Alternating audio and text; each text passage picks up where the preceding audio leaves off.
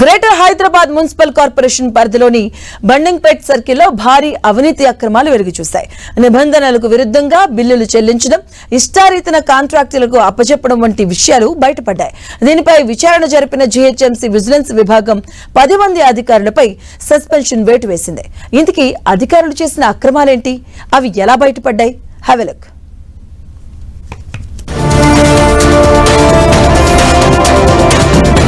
బడంగ్పేట్ సర్కిల్లో అక్రమాలపై కమిషనర్ కన్నెర్ర, బిల్లుల చెల్లింపుల్లో అక్రమాలపై విజిలెన్స్ నివేదిక, గత కౌన్సిల్ ఆమోదించిన పనులను విభజించి టెండర్లు, విజిలెన్స్ రిపోర్ట్ ఆధారంగా 10 మంది ఆఫీసర్లపై చర్యలు. జీహెచ్ఎంసీ బడంగ్పేట్ సర్కిల్ కార్యాలయంలో అవినీతి వ్యవహారాలు వెలుగులోకి వచ్చాయి. నిబంధనలకు విరుద్ధంగా దాదాపు 2000 పనులను కాంట్రాక్టర్లకు కట్టబెట్టడం, కొన్ని బిల్లులు చెల్లించడం వంటి అక్రమాలకు పాల్పడ్డారు కొంతమంది అధికారులు. గతంలో ఇక్కడ పనిచేసిన మున్సిపల్ కమిషనర్ తో పాటు ప్రస్తుతం పనిచేస్తున్న డిప్యూటీ కమిషనర్, ఇంజనీరింగ్ విభాగం, శానిటేషన్ విభాగం, అకౌంట్స్ డిపార్ట్మెంట్ అధికారులు ఈ అక్రమాల్లో భాగమైనట్లు విజిలెన్స్ రిపోర్ట్ ఇచ్చింది.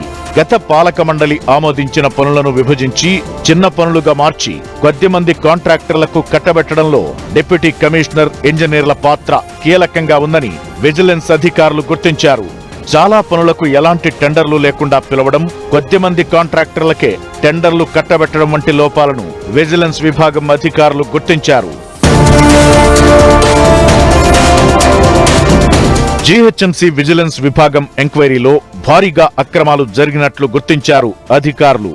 అందుకు కారణమైన ప్రస్తుత డిప్యూటీ కమిషనర్ సరస్వతి, గత మున్సిపల్ కమిషనర్ రఘుతో పాటు డిప్యూటీ ఇంజనీర్లు Venkanna, Jyothi, Yadaiah, assistant engineer Vineel Kumar, assistant municipal కమిషనర్లు Sridhar Reddy, Nageswara Rao, sanitary inspector Yadagiri, manager Nageswara Rao, audit officer వెంకట్ను సస్పెండ్ చేశారు.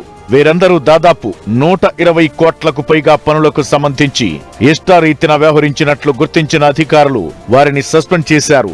ఎంతో మంది పనులు చేసుకునే పనులని కేవలం ఒకరిద్దరు కాంట్రాక్టర్లు చేసుకుంటారు శానిటేషన్ విభాగంలోని ఉద్దేశంతో నేను కంప్లైంట్ అనేది రాష్ట్ర ముఖ్యమంత్రి గారికి మరియు జీహెచ్ఎంసీ ఉన్నతాధికారులకు, ఏసీబీ వారికి కూడా ఇవ్వడం జరిగింది.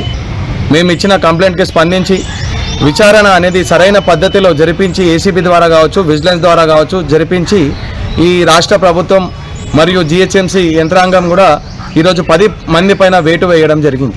దీనివల్ల మా చిన్న కాంట్రాక్టర్లందరికీ కూడా మా జీహెచ్ఎంసీ పైన ఇంకా నమ్మకం అనేది పెరిగింది, రాష్ట్ర ప్రభుత్వం పైన కూడా ఇంకా నమ్మకం పెరిగింది. ఈ అంశంపై అవినీతి నిరోధక శాఖ కూడా ప్రత్యేక దృష్టి పెట్టింది. ఇప్పటికే పలు రికార్డులను స్వాధీనం చేసుకున్న ఏసీబీ అధికారులు మరింత లోతుగా దర్యాప్తు చేస్తున్నారు. అయితే చాలా వరకు రికార్డులు మాయమైనట్లు సమాచారం.